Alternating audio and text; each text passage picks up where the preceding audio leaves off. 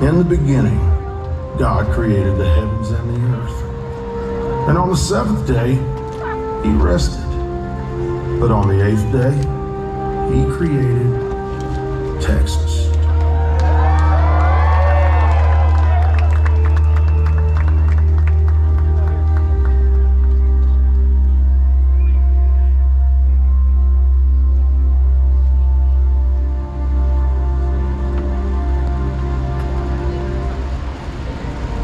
It's a vast and diverse landscape, from the piney woods and miles of sandy shores along the Gulf Coast to the fields of bluebonnets covering the hill country, the high plains of the Panhandle, and the rugged mountains of the West. Throughout, you'll find horny toads and armadillos, longhorns and jackrabbits.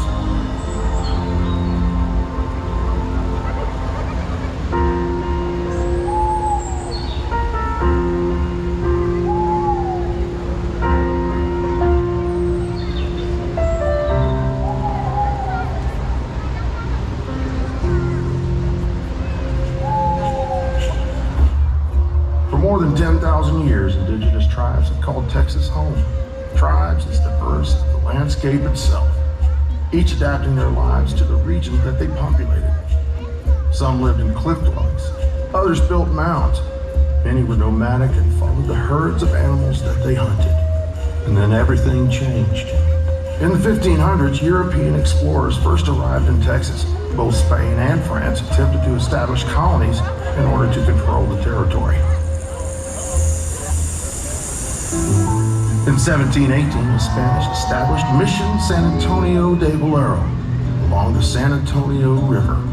But a hurricane and subsequent flooding forced the mission to be relocated in 1724 to its current location in what is now downtown San Antonio. Though it is hard to tell now, the mission was placed on the highest point in the area, allowing inhabitants to look over the town.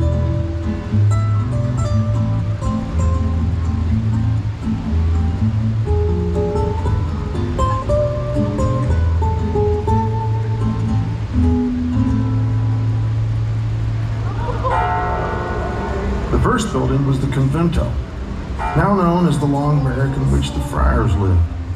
Next came the church. Oh, it looked a little bit different than it does today. Inside, the indigenous residents received instruction in the Catholic faith. They learned Spanish and important skills like weaving, farming, masonry, and blacksmithing, becoming a thriving community of parishioners and Spanish subjects all together on the frontier.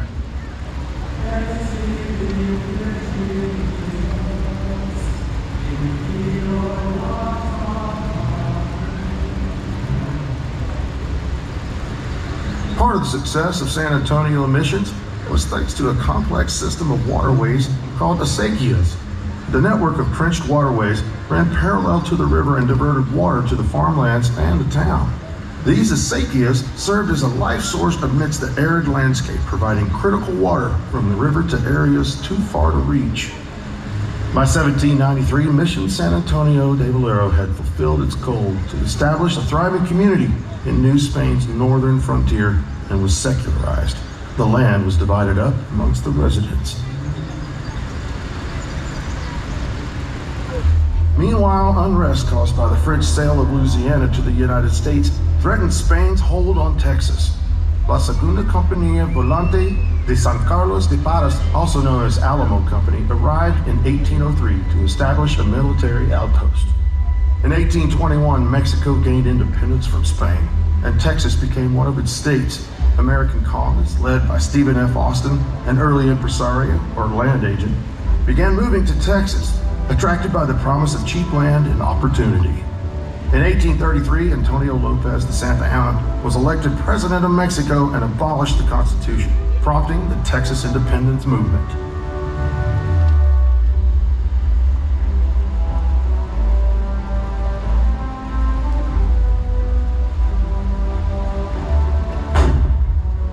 Amidst the growing tension, the Mexican army was sent to Gonzales to recover a cannon in October 1835, but the townspeople refused to give it up, and in an act of defiance exclaimed, "Come and take it."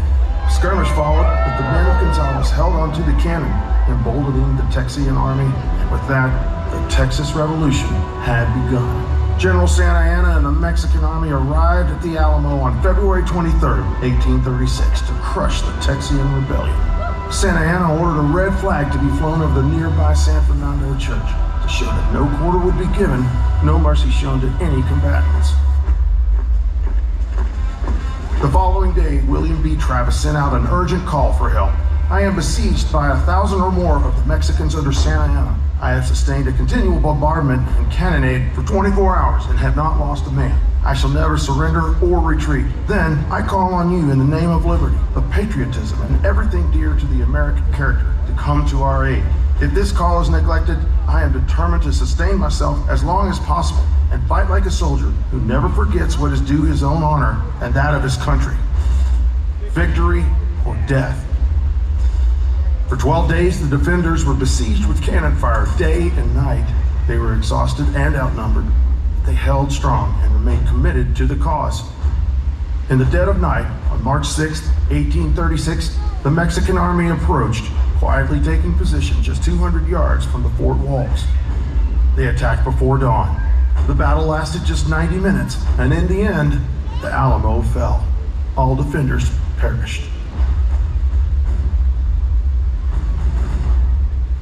What these defenders didn't know was that a few days earlier, on March 2nd, a group of delegates, including 2 from the Alamo and 2 from Behar, convened at Washington on the Brazos and signed the Texas Declaration of Independence, breaking away from Mexico and effectively creating the Republic of Texas. Yet, the revolution continued for another 6 weeks, until the afternoon of April 21st, 1836, while Santa Anna's army rested on the banks of the San Jacinto River, the Texan army, led by General Sam Houston, launched a surprise attack. Outnumbered again, but buoyed by defiance and outrage, the men cried, "Remember the Alamo! Remember Goliad, God, and Texas!" The battle lasted only 18 minutes and was a resounding victory for the Texans.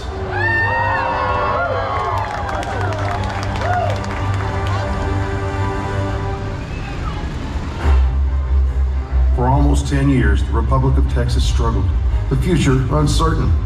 There were fundamental disagreements between the leaders of the government, including the first 2 presidents, Sam Houston and Mirabeau B. Lamar. Still not recognizing the legitimacy of the Declaration of Independence, the Mexican army invaded on several occasions, prompting the Republic to seek a more stable future. So, in 1845, Texas joined the United States as the 28th state. The Alamo became a military outpost for the U.S. quartermaster. During this time, the Army completed the still unfinished church, added a roof, and the iconic parapet. In 1877, the U.S. Army left the Alamo for Fort Sam Houston. As the city grew, so did the need for commerce. The Alamo Church and the Long Barrack were used by merchants, serving as a general store and a museum. In 1883, the church was purchased by the state of Texas. In 1905, Clara Driscoll and Adina de Zavala helped save the Alamo from destruction. Gardens were established in the courtyards behind the church and the Long Barrack as a place for public reflections.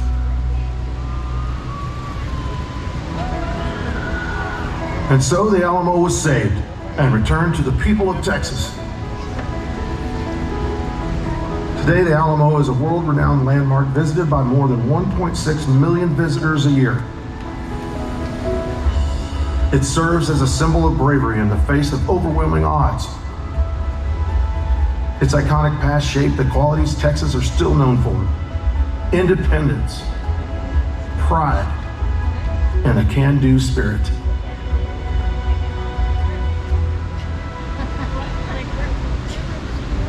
These qualities have led Texas to become a leader in the U.S. and the world in industries like aerospace, technology, ranching, and oil and gas.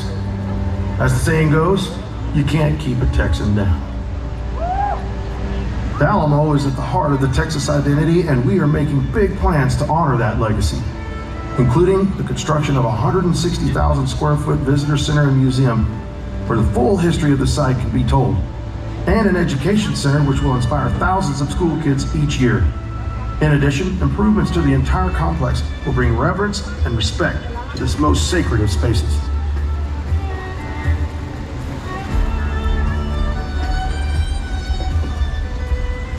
So, in the inspiring words of William Barrett Travis, we call on the people of Texas and all Americans in the world, in the name of liberty, patriotism, and everything dear to the American character, to come to our aid. Help keep the spirit of Texas alive and ensure that the Alamo, the shrine of Texas liberty, stands strong for many generations to come.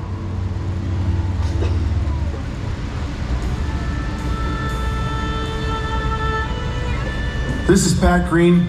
I'm a proud native of San Antonio, Texas. Remember the Alamo.